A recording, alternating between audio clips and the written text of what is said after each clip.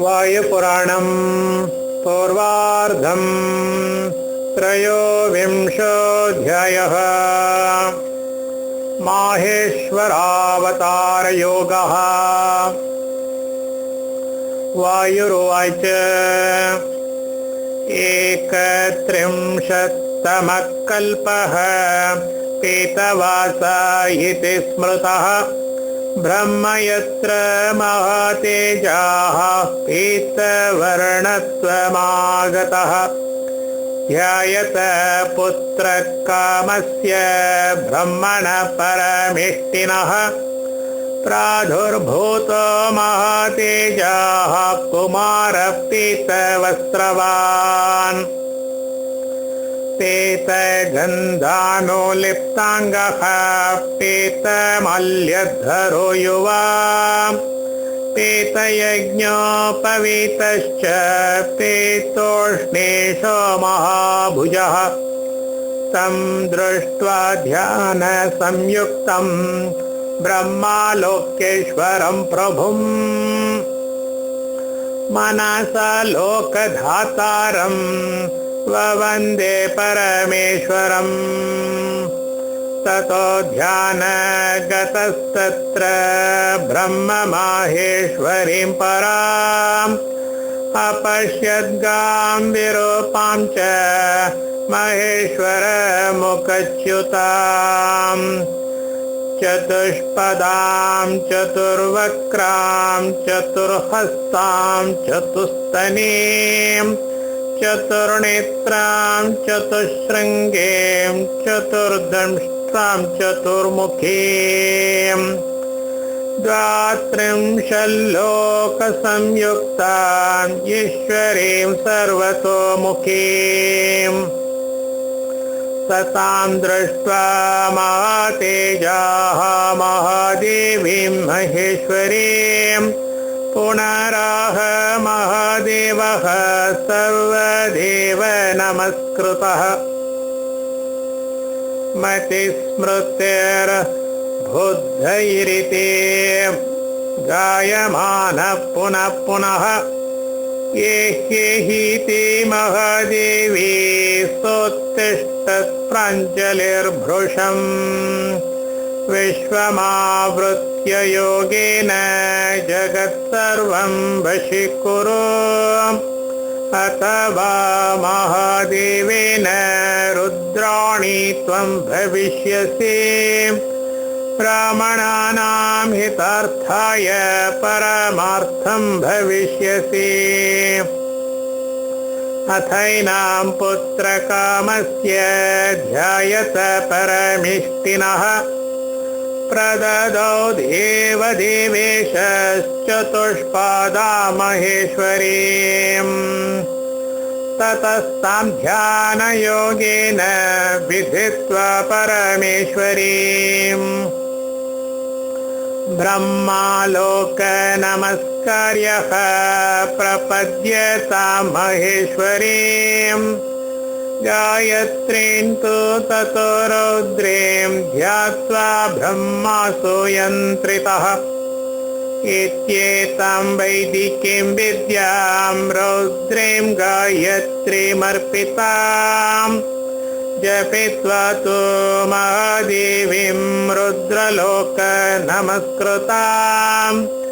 प्रपन्नस्तु महादेवं ध्यानयुक्तेन चेतसा ततस्तस्य महादेवो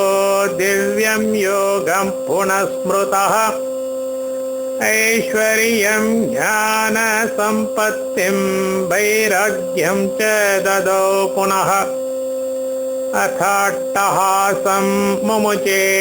भीषणं दीप्तमीश्वरः ततोऽस्य सर्वतो दीप्ताः प्रादुर्भूता कुमारकाः पीतमाल्याम्बरधराः पीतगन्धविलेपनाः पीतोष्णे शशिरस्काश्च पीतास्या पीतमूर्धजाः ततो वर्षसहस्रान्ते उषित्वा विमलौजसः योगात्मानस्ततस्नाता ब्राह्मणानां हितैषिणः धर्मयोग बलोपेता ऋषीणां दीर्घसत्रिणाम् उपदिश्यतो ते योगं प्रविष्ट रुद्रमीश्वरम् एवमेतेन विधिना प्रपन्ना ये महेश्वरम् अन्येऽपि नियतात्मानो ध्यानयुक्ता जितेन्द्रियः अन्येऽपि नियतात्मानो ध्यानयुक्ता जितेन्द्रियाः ते सर्वे पापमुत्सृज्य विरजा ब्रह्मवर्चसः प्रविशन्ति महादेवं रुद्रन्ते स्वपुनर्भवाः ततस्तस्मिन् गते कल्पे पीतवर्णे स्वयंभुवः पुनरन्यप्रवृत्तस्तु सितकल्पो हीनामतः ये कार्णवे तदा वृत्ते दिव्ये वर्षसहस्रके स्रष्टुकामः प्रजा ब्रह्मा चिन्तयामास दुःखितः तस्य चिन्तयमानस्य पुत्रकामस्य वै प्रभोः कृष्णस्तमभवद्वर्णो ध्यायत परमेष्टिनः अतापश्यन् महातेजाः प्रादुर्भूतं कुमारकम् कृष्णवर्णं महावीर्यं दीप्यमानं स्वतेजसा कृष्णाम्बरवरोष्णीशं कृष्णयज्ञोपवीतिनम् कृष्णेन मौलिना युक्तं कृष्णस्रगनोलेपनम् सतं दृष्ट्वा महात्मानम् अमरं घोरमन्त्रिणम् ववन्दे देवदेवेशं विश्वेशं कृष्णपिङ्गलम् प्राणायामः परश्रीमान् हृदि कृत्वा महेश्वरम् मनसा ध्यानसंयुक्तं प्रपन्नस्तु यतीश्वरम् अघोरेति ततो ब्रह्म एवानुचिन्तयन् एवं वैध्यायतस्तस्य ब्रह्मण परमेष्टिनः मुमोच भगवान् रुद्रः अट्टहासं महास्वनम् अथास्य पार्श्वतः कृष्णाः कृष्णस्रगनोलेपनाः चत्वारस्तु महात्मानः सम्बभूवुः कुमारकाः कृष्णाम्बरोष्णीशाः कृष्णस्य कृष्णवाससः तैश्चाट्टहाससु महान् हुङ्कारश्चैव पुष्कलः नमस्कारश्च सुमहान् पुनः पुनरुदीरितः ततो वर्षसहस्रान्ते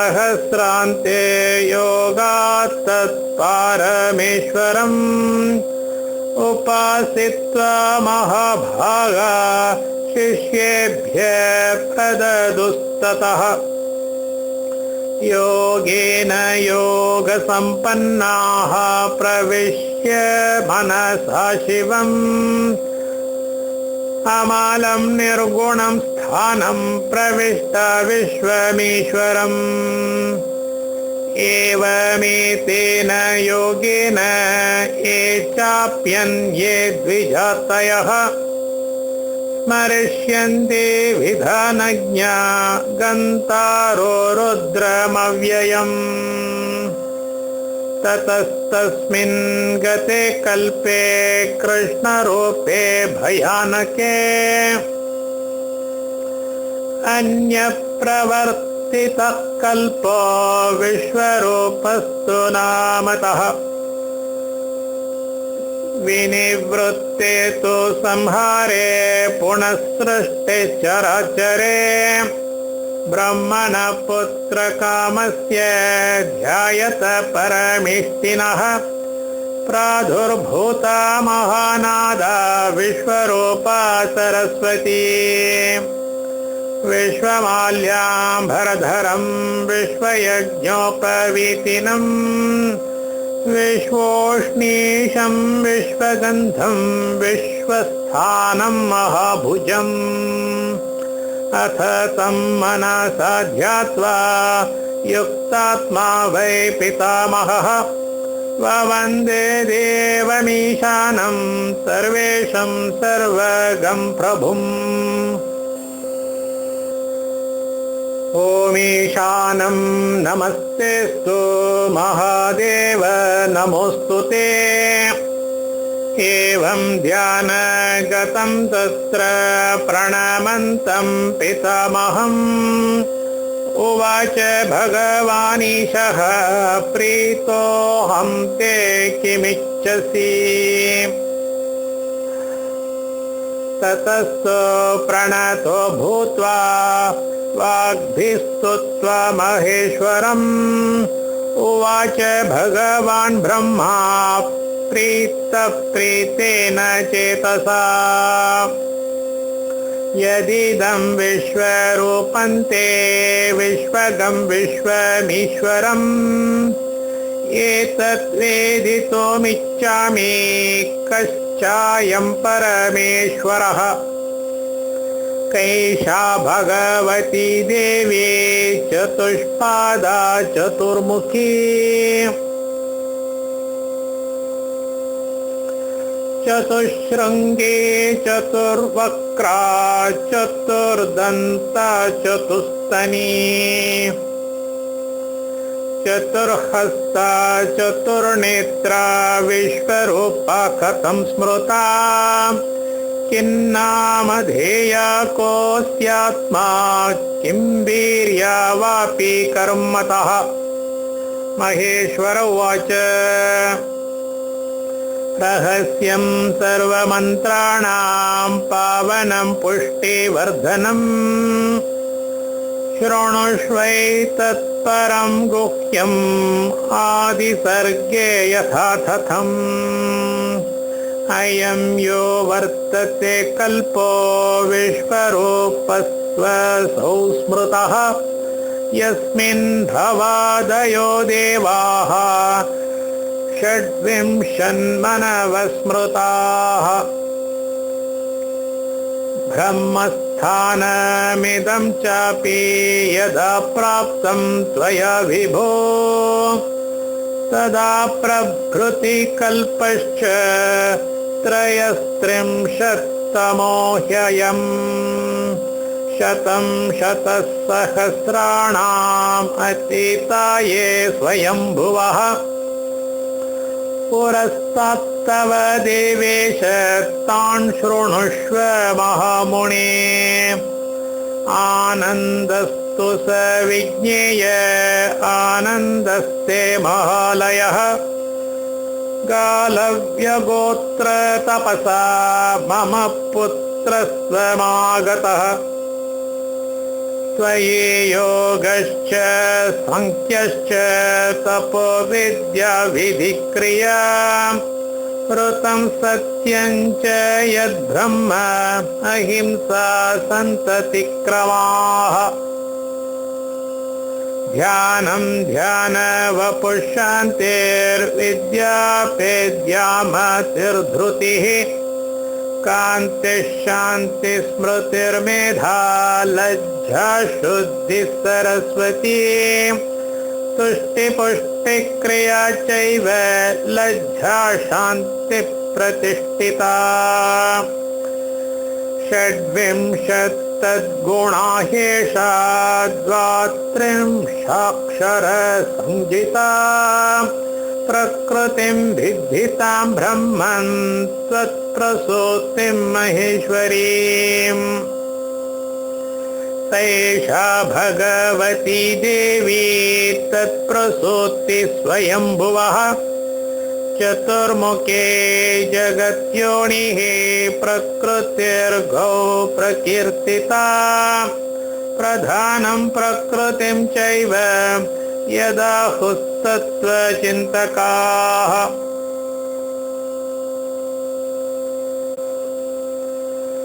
अजामेतां लोहितां शुक्लकृष्णां विश्वं सम्प्रसृजमानां स्वरूपाम् अजोऽहं वै बुद्धिमान् विश्वरूपां गायत्रीं गां विश्वरूपां हि बुद्ध्वा एवमुक्त्वा महादेवः अट्टहासमथाकरोत् बलिता स्फोटितरवं कः न दन्तथा ततोऽस्य पार्श्वतो दिव्याः सर्वरूपा कुमारकाः चटिमुण्डी शिखण्डी च अर्धमुण्डश्च जज्ञिरे ततस्ते तु यथोक्तेन योगेन सुमहौजसः दिव्यं वर्षसहस्रं तु उपासित्वा महेश्वरम् धर्मोपदेशं नियतं कृत्वा योगमयं दृढम् शिष्टानां नियतात्मानः प्रविष्टा रुद्रमीश्वरम् वायुर्वाच ततो विस्मयमापन्नो ब्रह्मालोकपितामहः प्रपन्नस्तु महादेवं भक्तियुक्तेन चेतसा उवाच वचनं सर्वं श्वेतत्वन्ते कथं विभो भगवान् उवाच श्वेतकल्पो यदा ह्यासीदहं श्वेतस्ततो भवम् श्वेतोष्णीश श्वेतमाल्यः श्वेताम्बरधर शिवः श्वेतास्तिमां सरोमा च श्वेतत्वक् श्वेतलोहितः तेन नाम्ना च विख्यातः श्वेतकल्पस्तदाह्यसो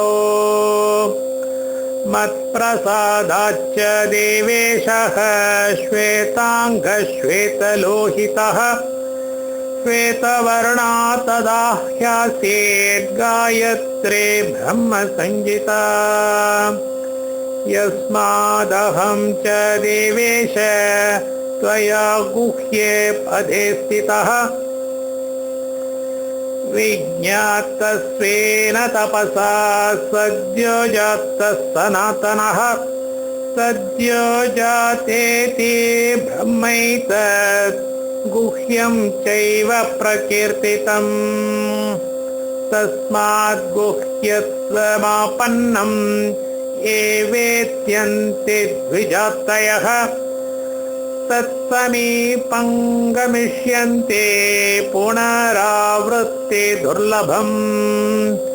यदाहं च पुनस्त्वासं लोहितो नामतः मम कृतेन वर्णेन कल्पो वैलोहितस्मृतः तदा लोहितमासास्ते लोहितक्षीरसन्निभा लोहिताक्षस्तनवती गायत्रे गौ प्रकीर्तिता ततोऽस्य लोहितत्वेन वर्णस्य च विपर्यये वामत्वाच्चैव योगस्य वामदेवत्कमागतः तथापि हे महासत्त्व त्वयाहं नियतात्मना विज्ञातश्वेतवर्णेन तस्मात् वर्णोत्तमस्मृतः ततोऽहं वामदेवेति ख्यातिं यातो महीतले ये चापि वामदेवत्वं ज्ञास्यन्ते द्विजातयः विज्ञाय चेमां रुद्राणीं गायत्रीं मातरं विभो विज्ञाय चेमां रुद्राणीं गायत्रीं मातरं विभो सर्वपाप विनिर्मुक्ता विरजा ब्रह्मवर्चसः रुद्रलोकं गमिष्यन्ते पुनरावृत्ति दुर्लभम् यदा तु पुनरेवायं कृष्णवर्णो भयानकः मत्कृतेन च वर्णेन मत्कल्पकृष्ण उच्यते तत्राहं कालसङ्काशः कालो लोकप्रकाशनः विज्ञातोऽहं त्वया ब्रह्मन् घोरो घोरपराक्रमः तस्मात् घोरत्वमापन्नम् एवां वेत्स्यन्ति भूतले तेषामघोरशान्तश्च भविष्याम्यहमव्ययः तस्मात् विश्वत्वमान्नं ये मां पश्यन्ति भूतले तेषां शिवश्च सौम्यश्च भविष्यामि सदैवतो तस्माच्च विश्वरूपो वै कल्पोऽयं समोदाहृतः विश्वरूपा तथा चेयं सावित्री समोदाहृता सर्वरूपास्तथा चेमे संवृत्ता मम पुत्रकाः चत्वारस्ते समाख्याताः पादा वै लोकसम्मताः तस्माच्च सर्ववर्णत्वं प्रजात्वं मे भविष्यति सर्वभक्ष्या च मेध्या च वर्णतश्च भविष्यति मोक्षो धर्मस्तथार्थश्च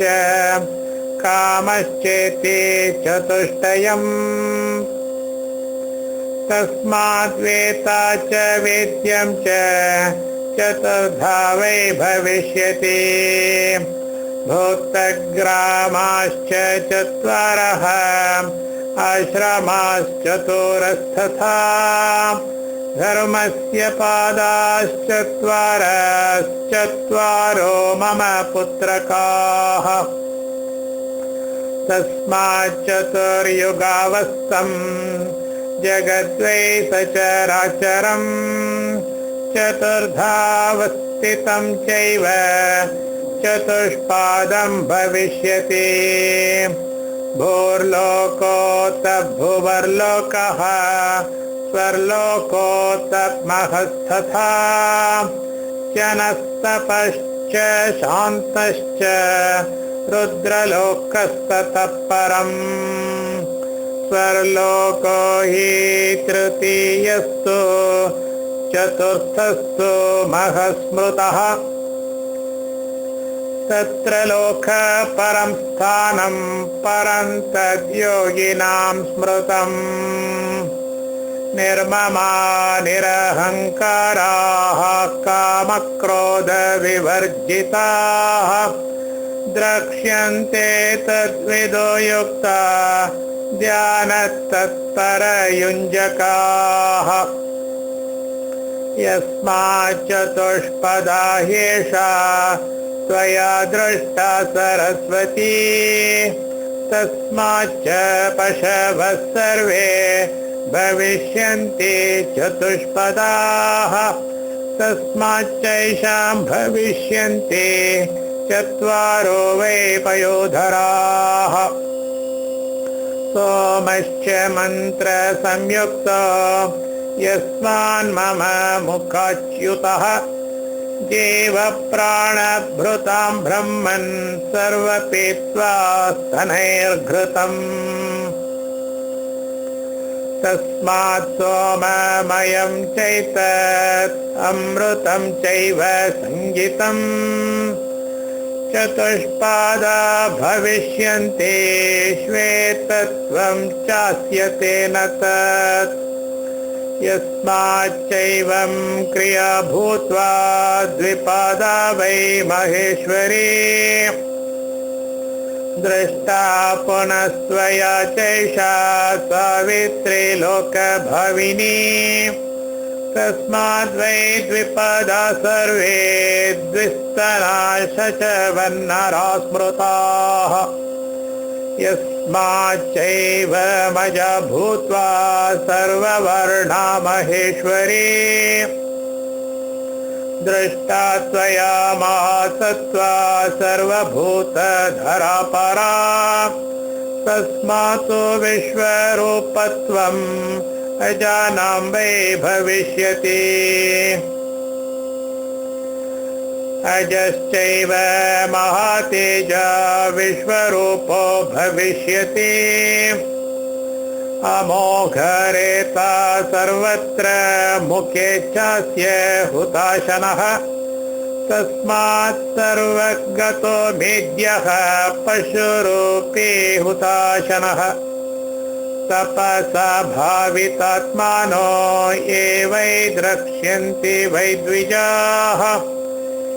ईशित्वे च शिवत्वे च सर्वगं सर्वतः स्थिरम् रजस्तमो विनिर्मुक्तास्त्यक्त्वा मानुष्य कम्बुभि मत्समीपं गमिष्यन्ति पुनरावृत्ति दुर्लभम् इत्येवमुक्तो भगवान् ब्रह्मा रुद्रेण वै द्विजाः प्रणम्य प्रयतो भूत्वा पुनराह पितामहः ब्रह्मोवाच भगवन् देवदेवेश विश्वरूपी महेश्वरः इमास्तव महादेव तनवो लोकवन्दिताः विश्वरूप महासत्त्व कस्मिन् काले महाभुज कस्यां वा युगसम्भूत्यां द्रक्ष्यन्ति त्वां द्विजातयः केन वा तत्त्वयोगेन ध्यानयोगेन केन वा तनवस्ते महादेव शक्या द्रष्टुं द्विजातिभिः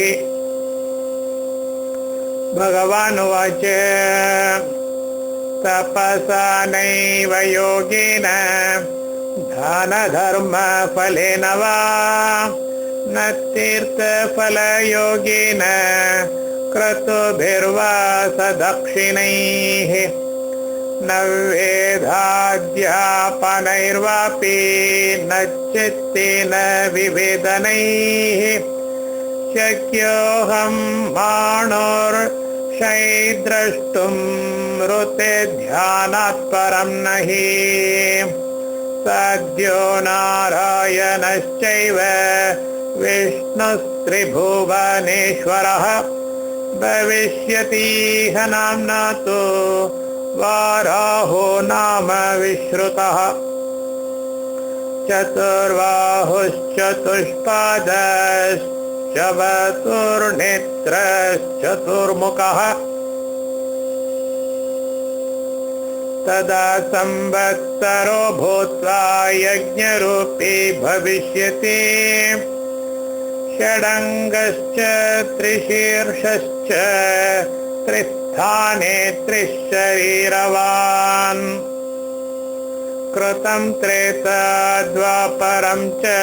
कलिश्चैव चतुर्युगम् एतस्य पादाश्चत्वारः अङ्गानि क्रतवस्तथा भुजाशव वेदाश्चत्वारो ऋतुसन्धिमुखानि च द्वे मुखे द्वेष अयने नेत्राश्च चतुरस्तथा शिरांसि त्रीणि पर्वाणि फाल्गुन्याषाढ कृत्तिकाः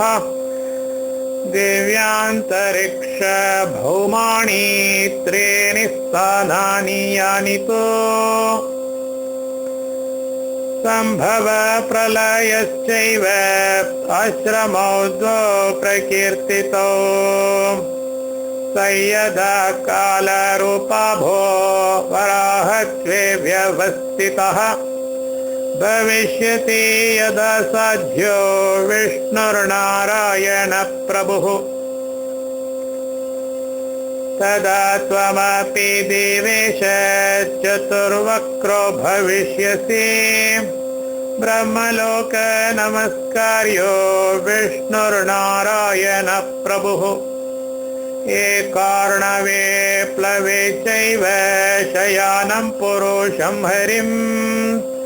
यदा द्रक्ष्यसि देवेशं ध्यानयुक्तं महामुनिम्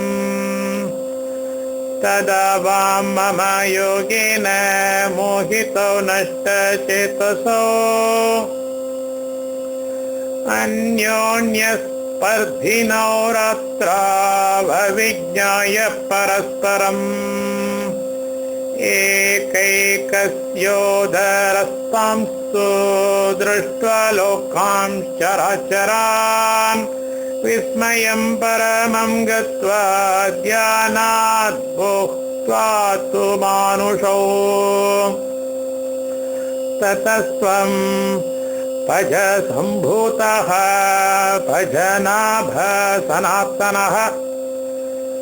भजाङ्कितस्तदा कल्पे ख्यातिं यास्यसि पुष्कलाम् ततस्तस्मिस्तदा कल्पे पाराहे सप्तमे प्रभोः पुनर्विष्णुर्महातेजाः कालो लोकप्रकालनः मनोर्वैवस्वतो नाम तव पुत्र भविष्यति तदा चतुर्युगावस्ते कल्पे तस्मिन् युगान्तके भविष्यामि शिखायुक्तः श्वेतो नाम महामुनिः हिमवच्शिखरे रम्ये चागले पर्वतोत्तमे चतुर्शिष्या शिवे युक्ता भविष्यन्ति तदा मम श्वेतश्चैव शिखश्चैव श्वेताश्वश्वेतलोहितः चत्वारस्ते महात्मानो ब्राह्मणा वेदपारगाः ततस्ते ब्रह्मभूयिष्ठा दृष्ट्वा ब्रह्मगतिं पराम् तत्समीपं गमिष्यन्ति पुनरावृत्ति दुर्लभम् पुनस्तु मम देवेशो द्वितीयद्वापरे प्रभुः प्रजापतेर्यदा व्यासः सत्यो नाम भविष्यति तदा लोकहितार्थाय सुतारे नाम नामतः भविष्यामि कलौ तस्मिन् लोकानुग्रहकारणात् तत्रापि मम ते पुत्र भविष्य नाम नामतः दुन्दुभिशतरूपश्च रुचैकक्रतो मांस्तथा प्राप्य योगं तथा ज्ञानं ब्रह्मचैव सनातनं रुद्रलोकं गमिष्यन्ति पुनरावृत्ति दुर्लभम् तृतीये द्वापरे चैव यदा व्यासस्तु भार्गवः तदा ह्यहं भविष्यामि दमनस्तु युगान्तिके तत्रापि च भविष्यन्ति चत्वारो मम पुत्रकाः विशोकश्च विकेशश्च विशापशापनाशनः तेऽपि तेनैव मार्गेण योगोक्तेन महौजसः रुद्रलोकं गमिष्यन्ति पुनरावृत्ति दुर्लभम् चतुर्थे द्वापरे चैव यदा व्यासोऽङ्गिरा स्मृतः तदाप्यहं भविष्यामि सुहोत्रो नामतः तत्रापि मम सत्पुत्राश्चत्वारश्च तपोधनाः भविष्यन्ति द्विजश्रेष्ठा योगात्मानो दृढव्रताः सुमुखो दुर्मुखश्चैव दुर्दमो दुरतिक्रमः प्राप्य योगगतिं सूक्ष्मां विमलादग्ध किल्बिषाः तेऽपि तेनैव मार्गेण गमिष्यन्ति न संशयः पञ्चमे द्वापरे चैव व्यासस्तु सविता यदा तदा चापि भविष्यामि कंगो नाम महातपाः अनुग्रहार्थं लोकानां योगात्मानैककर्मकृत् चत्वारस्तु महाभागा विरजा शुद्धयोनयः पुत्रा मम भविष्यन्ति योगात्मानो दृढव्रताः सनः सनन्दनश्चैव प्रभुर्यश्च सनातनः ऋतुः सनत्कुमारश्च निर्ममा निरहङ्कृताः मत्समीपं गमिष्यन्ति पुनरावृत्ति दुर्लभम् परिवृते पुनः षष्ठे मृत्युर्व्यासो यदा विभुः तदाप्यहं भविष्यामि लोकाक्षीर्नामतः शिष्याश्च मम ते दिव्या योगात्मानो दृढव्रताः भविष्यन्ते महाभागाश्चत्वारो लोकसम्मताः सुधामा विरजश्चैव शङ्खपाद्रव एव च योगात्मानो महात्मानस्ते सर्वे दग्ध किल्बिषाः तेऽपि तेनैव मार्गेण गमिष्यन्ति न संशयः सप्तमे परिवर्ते तु यदा व्यासशतक्रतुः विभुर्नाम महातेजा पूर्वमासीश्चतक्रतुः तदाप्यहं भविष्यामि कलौ तस्मिन् युगान्तिके जैगीषव्येति विख्यातः सर्वेषां योगिनां वरः तत्रापि मम ते पुत्रा भविष्यन्ति युगे तदा सरस्वत सुमेधाश्च वसुवाह सुवाहनः तेऽपि तेनैव मार्गेण ध्यानयुक्तिं समाश्रिताः भविष्यन्ति महात्मानो रुद्रलोकपरायणाः वसिष्ठश्चाष्टमे व्यासः परिवर्ते भविष्यति कपिलश्चासुरिश्चैव तथा पञ्चशिखो मुनिः वाग्बलिश्च महायोगी सर्व एव महोजसः प्राप्य माहेश्वरं योगं ध्यानिनो दग्धकल्मषाः मत्समीपं गमिष्यन्ति पुनरावृत्ति दुर्लभम् परिवर्तेत नवमे व्यासः सारस्वतो यदा तदा चाहं भविष्यामि ऋषभो नामतः तत्रापि मम ते पुत्रा भविष्यन्ति महोजसः पराशरश्च गार्ग्यश्च भर्गवो ह्यङ्गिरास्तथा भविष्यन्ति महात्मानो ब्रह्मणा वेदपारगाः सर्वे तपो बलोत्कृष्टाः शापानुग्रहकोविदाः तेऽपि तेनैव मार्गेण योगोक्तेन तपस्विनः ध्यानमार्गं समासाद्य गमिष्यन्ति तथैव ते दशमे द्वापरे व्यासस्त्रिधामा नामतः यदा भविष्यति विप्रास्तथाहं भवेता पुनः हिमवच्छिखरे रम्ये भृगुतुङ्गे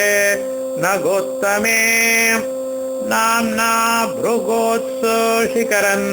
तस्मात्तच्चिखरं भृगुः तत्रैव मम ते पुत्रा भविष्यन्ति दृढव्रताः बलबन्धुर्निरामित्रः केतुशृङ्गस्तपोधनः योगात्मानो महात्मानो ध्यानयोगसमन्विताः रुद्रलोकं गमिष्यन्ति तपसा दग्धकल्मषाः एकादशे द्वापरे तु त्रिवृद्व्यासो भविष्यति तदाप्यहं भविष्यामि गङ्गाद्वारे कलेर्धुरी उग्रा नाम महानादास्तत्रैव मम पुत्रकाः भविष्यन्ति महौजस्काः सुवृत्तालोकविश्रुताः लम्बोदरश्च लम्बश्च लम्बाक्षो लम्बकेशकः प्राप्य माहेश्वरं योगं रुद्रलोकाय संस्थिताः तेऽपि तेनैव मार्गेण गमिष्यन्ते परां गतिम् द्वादशे प्रवर्तेतु शततेजा महामुनिः भविष्यति महासत्त्वो व्यासकविवरोत्तमः ततोऽप्यहं भविष्यामि अत्रिर्नाम युगान्तिके हैमकम्बनमासाद्य योगमास्ताय भूतले अत्रापि माते पुत्रा भस्मस्नानानुलेपनाः भविष्यन्ति महायोग रुद्रलोकपरायणाः सर्वज्ञ समबुद्धिश्च साध्यः सर्वस्तथैव च रुद्रलोकं गमिष्यन्ति ध्यानयोगपरायणाः त्रयोदशे पुनः प्राप्ते परिवर्ते क्रमेण तु धर्मो नारायणो नाम व्यासस्तु भविता यदा तदाप्यहं भविष्यामि वालिर्नाम महामुनिः पालकिल्याश्रमे पुण्ये पर्वते गन्धमादने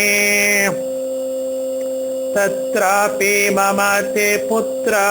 भविष्यन्ति तपोधनाः सुधामा काश्यपश्चैव वसिष्ठो विरजास्तथा महायोग बलोपेता विमला ऊर्ध्वरेतसः तेनैव योगमार्गेण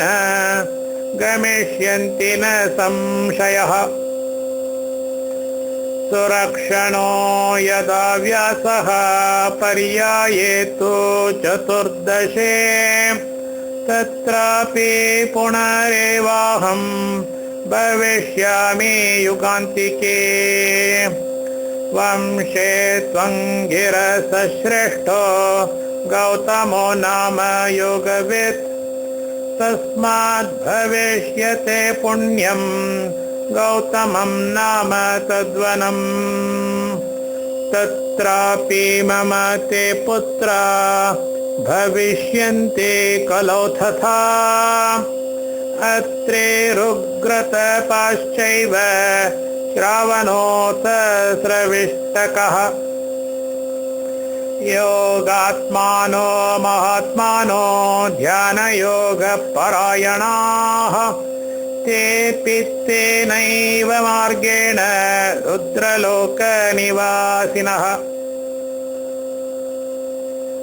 ततः प्राप्ते पञ्चदशे परिवर्ते क्रमगते अरुणिस्तु यदा व्यासो द्वापरे भविता प्रभुः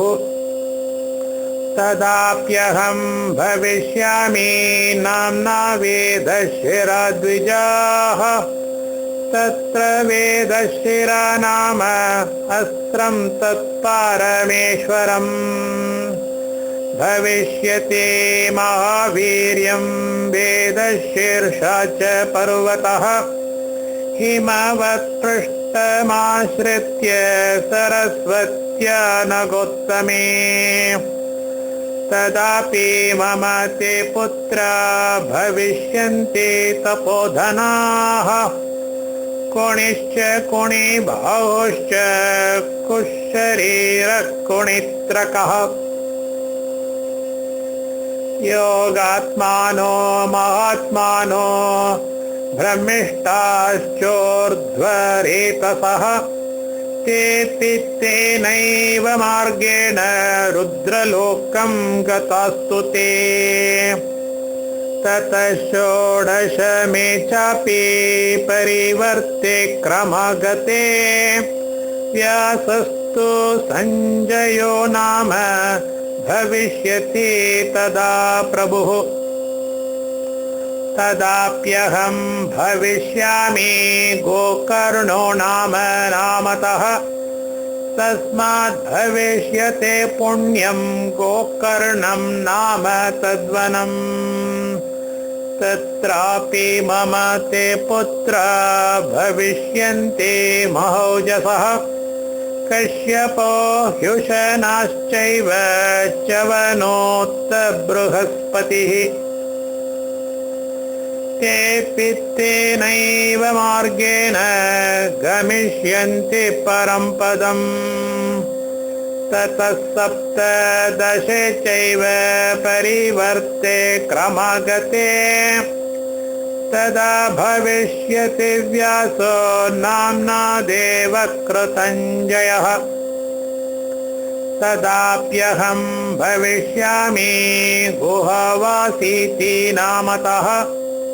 हिमवच्शिखरे चैव महातुङ्गे महालये सिद्धिक्षेत्रं महापुण्यं भविष्यति महालयम् तत्रापि मम ते पुत्रा ब्रह्मण्ययोगवेदिनः भविष्यन्ति महात्मानः सर्वज्ञानिरहङ्कृताः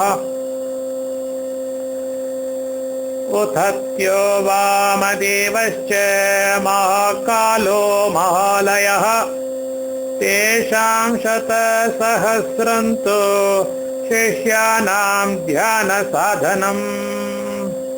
भविष्यन्ति तदा कल्पे सर्वे ते ध्यानयुञ्जकाः ते तु सन्निहिता योगे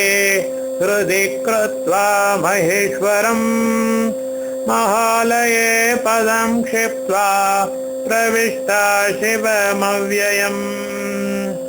ये चान्येऽपि महात्मानः काले तस्मिन् युगान्तिके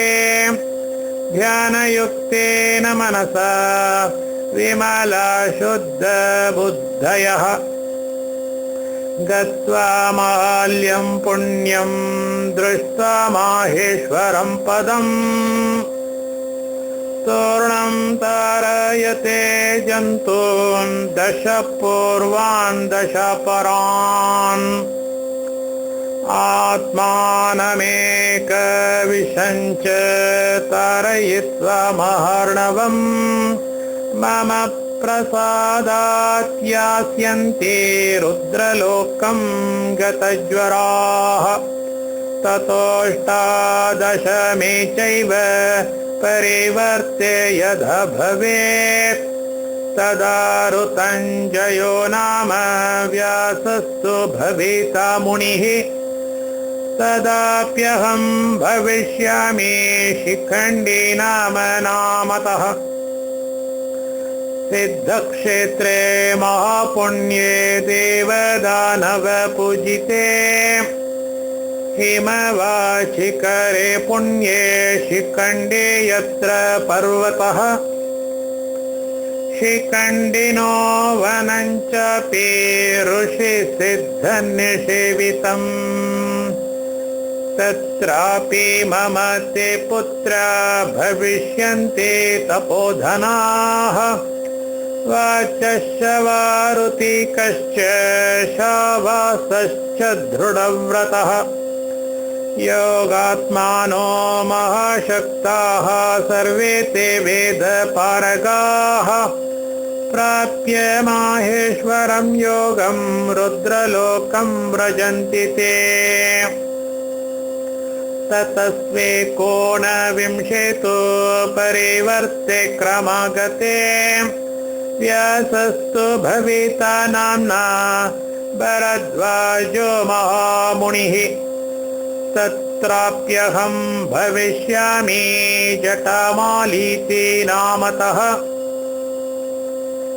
हिमवच्चिकरे रम्ये जटायुर्यत्र पर्वतः तत्रापि मम ते पुत्रा भविष्यन्ति महोजसः हिरण्यनामा कौशिल्यः काक्षीवकुथोमिस्तथा ईश्वर योगधर्माणः सर्वे ते ह्यूर्ध्वरेतसः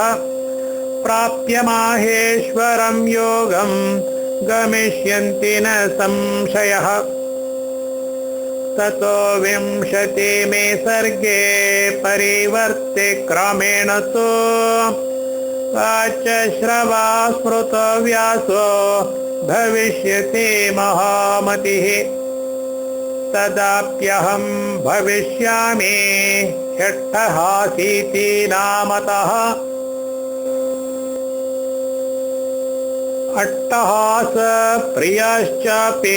भविष्यन्ति तदा नराः तत्रैव हिमवत्पृष्ठे सिद्धचारणसेविते तत्रापि मम ते पुत्रा भविष्यन्ति महोजसः युक्तात्मानो महासत्त्वा ध्यानिनो नियतव्रताः सुमन्तुर्वर्वरिर्विद्वान् सुबन्धु कुशिकन्धरः प्राप्य माहेश्वरं योगं रुद्रलोकाय ते गताः एकविषे पुनः प्राप्ते परिवर्ते क्रमेण तु वाचस्पति स्मृतो व्यासो यदा स ऋषि सत्तमः तदाप्यहं भविष्यामि दारुको नाम नामतः तस्मात् भविष्यते पुण्यं देवदारुवनं महत् तत्रापि मम ते पुत्रा भविष्यन्ति महोजसः लक्षो दाक्षायनिश्चैव केतुमालेबकस्तथा योगात्मानो महात्मानो नियता ह्यूर्ध्वरेतसः परमं योगमास्थाय रुद्रं प्राप्तस्तथा नघाः द्वाविंशे परिवर्ते तु व्यासशुक्लायनो यदा तदाप्यहं भविष्यामि वाराणस्या महामुनिः नाम्ना वेलाङ्गली भीमो यत्र देवा सवासवाः द्रक्ष्यन्ति मां कलौ तस्मिन् नवतीर्णं हलायुधम्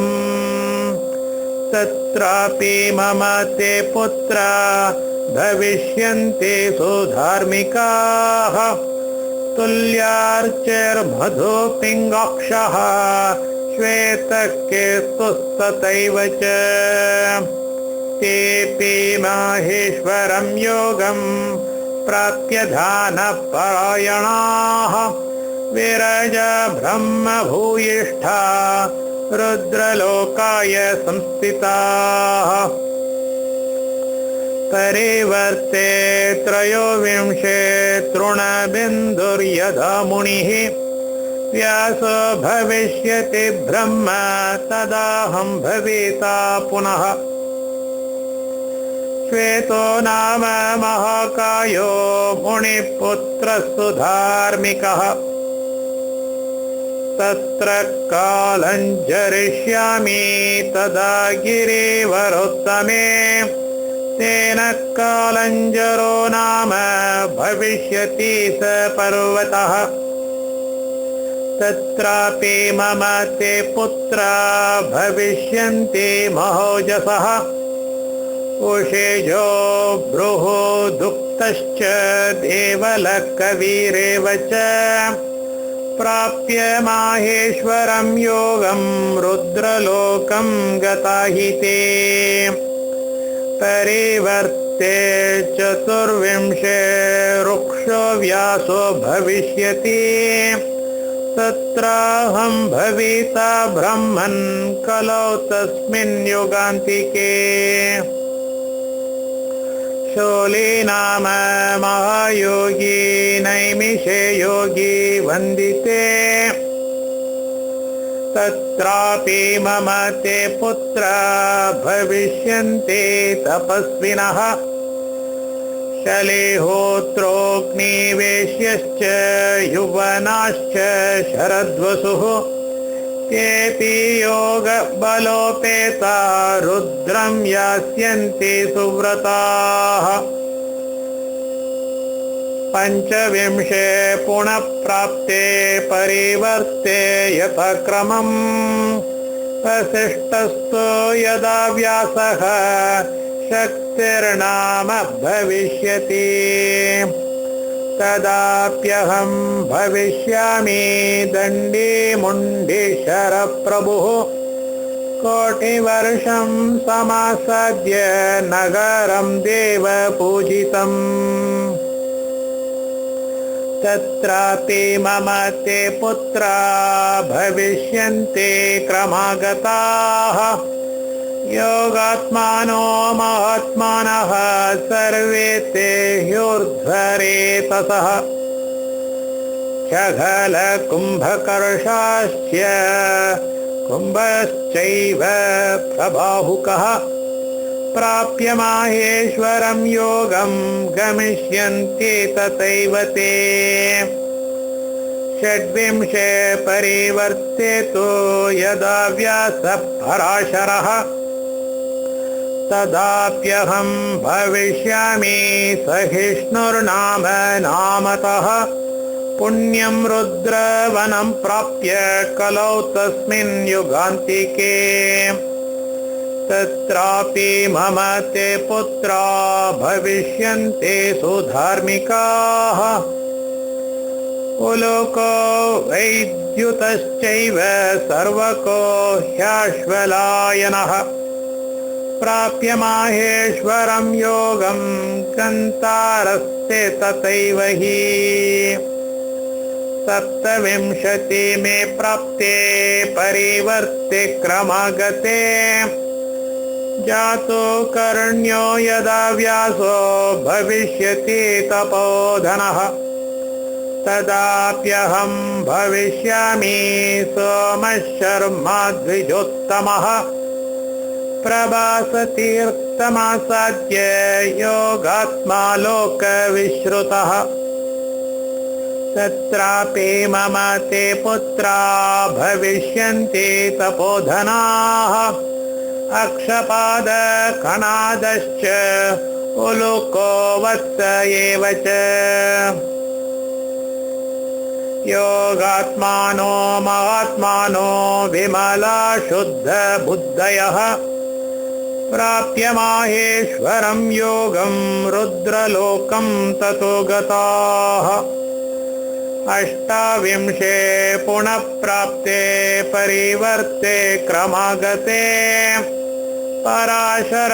सुत श्रीमान् विष्णुर्लोकपितामहः यदा भविष्यति व्यासो नाम्ना द्वैपायन प्रभुः तदा षष्ठेन चांशेन कृष्णपुरुष सत्तमः वसुदेवात् यदुसृष्टो वासुदेवो भविष्यति तदा चाहं भविष्यामि योगात्मा योगमायया लोकविस्मयनार्थाय ब्रह्मचारी शरीरकः श्मशावे मृत मुत्सृष्टं दृष्ट्वा लोकमनाथकम् रमणानां हितार्थाय प्रविष्टो योगमायया दिव्यां मेरुगुहां पुण्यां त्वया सार्धं च विष्णुना भविष्यामि तदा ब्रह्मन् नकुलीनाम नामतः कायारोहणमित्येवं सिद्धक्षेत्रं च वै तदा भविष्यति तो विख्यातं यावद्भूमिर्धरिष्यति तत्रापि मम ते पुत्रा भविष्यन्ति तपस्विनः